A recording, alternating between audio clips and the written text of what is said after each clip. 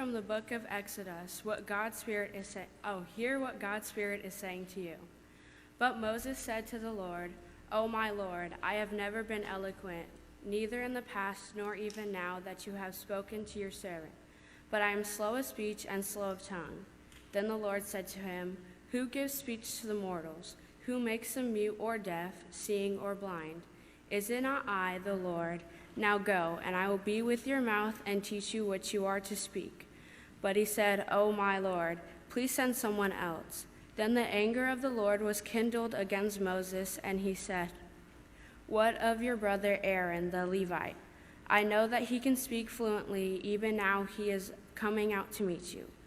But when he sees you, his heart will be glad. You shall speak to him and put words in your mouth, and I will be with your mouth and with his mouth, and teach you what you shall do. He indeed shall speak for you to the people, and he shall serve as a mouth for you, and you shall serve as God for him.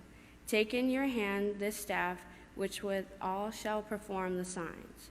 Moses went back to his father-in-law Jethro and said to him, "Please let me go back to my kindred in Egypt and see whether they are still living." And Jethro said to Moses, "Go in peace." Here ends the reading of words that give us insight on God. May God grant us with wisdom and courage for interpretation. Comic-Con Sunday, as I said, is my favorite Sunday of the year, just about. I love that our church celebrates Comic-Con and all things Comic-Con and superhero and anime and all sorts of stuff. When I was single, I actually used to volunteer at Comic-Con just so I could get into the exhibit hall for free and walk around. And now that Carlos and I have kids, we make it a point to dress up and go down to Comic-Con every year. And in fact, we chose Amani's godfather. A very big reason is because he has never missed a Comic-Con since he was 14 years old. He is a Comic-Con geek, and we wanted somebody to impart that wisdom on our daughter. So actually, there were so many reasons why we chose that godfather, but that was a big reason as well. As you can tell, our family does love Comic-Con. I love Comic-Con, and one of my favorite aspects of Comic-Con is the Marvel universe. I love the Marvel comic books and the Marvel movies, and that's what I'm going to focus on today. But before we get into that, I would like all of us to take a moment to pray. So pray with me, please. Holy God, we thank you for University Christian Church, for the celebrations, for the love, and for everything that happens when we come together. We thank you for our children, for the joy and the light that they bring to this congregation. And I ask that you'll be with us in these next few minutes as we explore what it means to be a hero in your universe. And now may the words of my mouth and the meditation of my heart be acceptable in your sight, God, our rock and redeemer. Amen. So really quickly, I just want to know who I'm working with here. How many of you have actually read a comic book in your lifetime? It could be anything, Little Lulu, Batman, whatever. All right. And then how many of you have actually watched a TV show or a movie based on a comic book? It could be Archie in Riverdale. It could be Gotham City. It could be, all right. So most of you, if not all of you, like I said, Marvel is my favorite comic book series and my favorite comic book company. There are thousands of comic book companies, very tiny ones, Marvel being the biggest these days. And it's the most epic and recognizable, and that's in large part based on their wonderful writers and their wonderful editors, people like Jack Kirby, Donny Cates, even Ta-Nehisi Coates, who many people know, G. Willow Wilson, Kelly Sue DeConnick, and of course the ever popular Stan Lee, who is a pop icon actually all around the world, not just in the United States. I could go on and on and on for days about everything that the Marvel Corporation and its employees have achieved. This company has overcome some major obstacles, including a government trial that claimed that comic books were perverting America's youth in 1954. And really sadly, the majority of comic book companies didn't survive that assault and ended up closing their doors for good. In fact, Marvel barely survived. After that, a couple decades later, they also survived a horrible bankruptcy where they had to let go of about 90% of their staff. So what they've achieved in the last 13 years with the Marvel Cinematic Universe and the push for more diversity in their comic books has really been beyond everyone's expectations. But the true beauty in the Marvel comic books and the movies is in its writers and its editors and the characters and the universes that they so finely create. They create some of these characters and storylines even when they know that it might displease their readers. They create them knowing that it's the right thing to do. So for example, they created some of the first Black superheroes ever seen in mainstream comics. We know one of them, Black Panther. He first appeared in 1969, as well as Luke Cage, who was actually the very first Black hero protagonist featured in his very own comic book in 1972. All of that during the height of the civil rights movement. Both characters have also had recent successes in the Marvel Cinematic Universe with their own TV show and a movie. Marvel also created the first Muslim American superhero, who happens to be a teenager, in Kamala Khan, and she is Ms. Marvel. That was in 2013. And this September, Marvel is also premiering Shang-Chi and the Legend of the Ten Rings. He's the first Asian superhero to be featured in Marvel movies with a primarily Asian American cast. These are all really significant as it gives visibility and representation to people who don't usually get to be the protagonists. And unlike many comic book heroes, many of Marvel's heroes have also been openly gay. The first hero being Northstar, a member of the X-Men. And the creator of Northstar intentionally made him gay in 1979. However, the Comic Code Authority, which were the big bosses that were basically comic book censors for a long time, wouldn't allow particular storylines. So what Marvel had to do was just hint at the fact that he might be gay. And when Marvel decided collectively to drop the Comic Code Authority because they were sick of having to censor themselves, they formally announced that Northstar was gay in 1992, and he married his partner in a comic book storyline in 2012. There are many more LGBTQ+ characters, including Valkyrie, who you may have seen in some of the Avengers and Thor movies. He's one of Thor's greatest allies. And one of my favorite X-Men, Wolverine, has a storyline in which he's actually bisexual in an alternate universe. All of this to say that Marvel has always been on the cusp of what is right and has tried to be a voice of reason, love, and acceptance for everyone. And it was under Stan Lee's writing and as an editor that Marvel started focusing more and more on superhero storylines. And these storylines, before that, actually, a lot of their comics weren't superheroes. But these storylines clearly addressed the same issues that were happening in the world around them. And to this day, they bring those issues into their comic books. Stan Lee and Marvel had made it a point to stand up for justice, to address bigotry and hatred, and to create a universe and superheroes that are constantly fighting for justice, for what's right, and for a world that's accepting of everyone. These characters are mind-blowing. If you've watched the movies, if you've seen the comic books, with their zaps and their kapows and their axes and arrows and their little balls of fire that they throw around. And when we think of superheroes, I think that we're attracted to all these things, the power and the strength that they possess, and oftentimes their seemingly immortality. They do these things that we really can't do as human beings. But again, I go back to the fact that the beauty in the Marvel Universe is in the writing. Because when we really dig deep into these superhero characters, they're actually not much different than you or me. So maybe I really can't wield an axe like Thor, and maybe you can't throw down like Black Widow. But at their core, these superheroes really do look a lot like us, and that is intentional from the writers, because they want us to feel something in common with them. So when Stan Lee began developing many of his superhero characters, he did so in a way that created everyday people into superheroes, like a teenager named Peter Parker, one of the most popular superheroes, who gets bitten by a radioactive spider and becomes Spider-Man. He's one of the most beloved superheroes who fights crime on the streets of New York and happens to be the youngest Avenger, working alongside his own hero, Iron Man. But when Spider-Man takes off his costume, he's still just a teenager who lives with his aunt, who goes to high school, takes tests, goes on field trips, and develops crushes on teenage girls.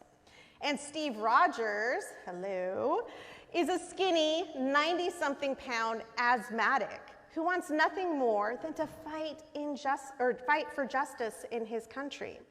So when the US enters World War II, he tries repeatedly to enlist in the army and only gets laughed at and rejected because he is so skinny and scrawny and he has asthma and the army doesn't want him. So he can't enlist, and he ends up volunteering for Project Rebirth, where he receives a super soldier serum that enhances his physical abilities to superhuman levels. And there we have Captain America. Or let's look at Tony Stark. He's actually one of my favorite characters because of his complexities. Tony Stark is the CEO of the largest tech conglomerate in the world, in the Marvel Universe. He's a genius inventor with a ton of money. His company creates all kinds of technology that makes life beautiful and fancy and easy, and they also happen to be a major weapons manufacturer. Tony's a billionaire, to say the least, and he's a womanizer who loves to party. And I mean, he really doesn't have a care in the world, or so it seems. Except that one day, he has a near-death experience and is kidnapped by a group of terrorists.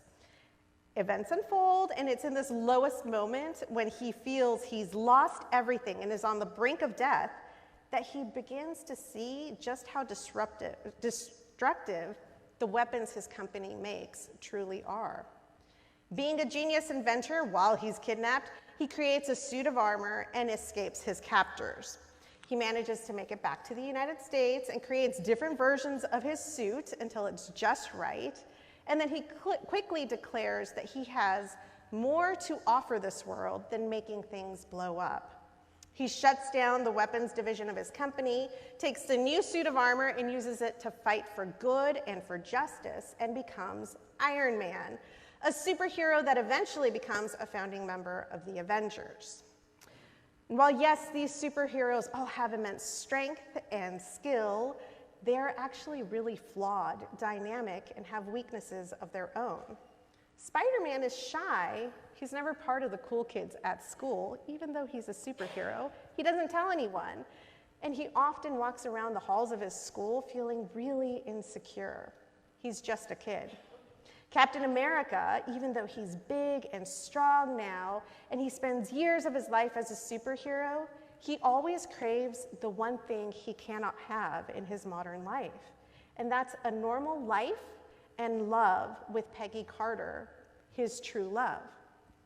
And behind Iron Man's armor lies a former womanizer who constantly mourns the death of his father and who suffers from post-traumatic stress disorder after the Battle of New York, which you can watch in the first Avengers movie.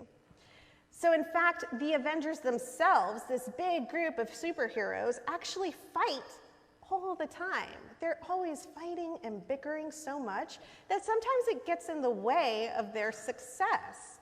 And at one point, it even leads to a civil war and two factions of the Avengers. These storylines, y'all, if you actually follow them, they're really complex. And actually, they're not unlike many of the stories that we see and read in the Bible. So you might think I'm exaggerating a little bit, but let's be honest, especially those of you who grew up in church and Sunday school, we've been taught to view biblical characters as superhuman, right? As superheroes. David defeats a giant with just a stone and a slingshot. Or if we even look closer at Jesus' disciples, Peter, who is oftentimes hailed as the leader of the disciples, a man that displays so much depth of faith in his confession of Christ as the Son of God, is the same Peter that denies Jesus 3 times as they're about to condemn him to death. So if we look at the verses that Ariana read so beautifully right now, we see Moses, one of our greatest biblical heroes ever. When God is asking Moses to take leadership, Moses reminds God, as if God doesn't know or doesn't remember, that he has a speech impediment. God, I'm slow of speech and slow of tongue. He tells God that he really just can't lead. He's weak. He's not a leader. And in fact, after agreeing to take leadership, even after that whole conversation, he says, okay, I'll go, try. Moses continues to feel like he's not a leader. He continues to question himself because Pharaoh won't budge when he keeps asking him to let his people go. So Moses spends so much of his time questioning God and questioning himself and God's choice in choosing him. But we all know how that story ends, right? Moses, this man who questions himself with a speech impediment, eventually leads the Israelites out of slavery, out of Egypt, parting the Red Sea away from Pharaoh to the edge of the promised land. God uses Moses even with all his flaws, even with all his questioning. We love these stories, be it in comics, be it in old tales, like the one Caleb was talking about, or be it in the Bible. Because these are the human stories.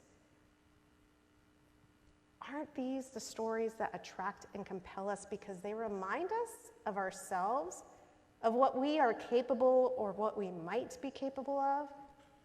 We are all flawed. We have weaknesses, and we question ourselves constantly. Maybe it's not a speech impediment like Moses, or maybe it is.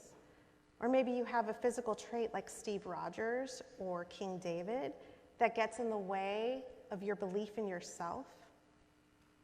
Or maybe it's an addiction like Tony Stark and his womanizing.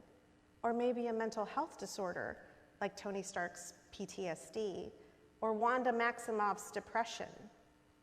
But whatever our weaknesses are, they are never so weak that God cannot use us. And in fact, it's sometimes in our weakest moments that we have our deepest revelations of God. And we see that in Jesus, our greatest superhero, who came down not as a mighty warrior or a powerful king on a throne, but as a humble baby born into a working class family, a rebel rouser, somebody who grew up ruffling feathers and challenging the status quo and challenging the empire, whose theology was to love. Love God, love your neighbor, love everyone around you, especially the marginalized. Jesus, the leader who was crucified for his message, and through some great mystery was made alive again by God, and whose message continues today through us, every time that we gather together as we are now. Every time that we actively choose to love, choose to serve, and choose to accept those around you. So believe it or not, you are no different than Moses. You are no different than Tony Stark or Peter Parker or many of the Marvel superheroes or many of our biblical heroes. All we need to do is accept our call and live it out. You don't need to say a special prayer or even get bitten by a radioactive spider to accept this call. Honestly, all you need to do is live it moment by moment, accepting that we are all human and we will mess up, but when we do, that we will get back out there and continue to love and to speak up for what's right and what's true, to stand up for justice, to tear down bigotry and hate, and to be a voice of reason and acceptance. And when we do that over and over and over again, especially when it's not easy, when we do that, that is what makes us superheroes in this universe. And to finish off my sermon, I will let one of my personal superheroes, Stan Lee, have the final word. And this was actually one of his final messages that he sent to fans about a year before he passed away. Hi, heroes. This is Stan Lee coming at you. Want you to know, Marvel has always been and always will be a reflection of the world right outside our window. That world may change and evolve, but the one thing that will never change is the way we tell our stories of heroism. Those stories have room for everyone, regardless of their race, gender, religion, or color of their skin. The only things we don't have room for are hatred, intolerance, and bigotry. That man next to you, he's your brother. That woman over there, she's your sister. And that kid walking by, hey, who knows? He may have the proportionate strength of a spider. We're all part of one big family, the human family, and we all come together in the body of Marvel. And you're part of that family. You're part of the Marvel universe that moves ever upward and onward to greater glory. In other words, Excelsior!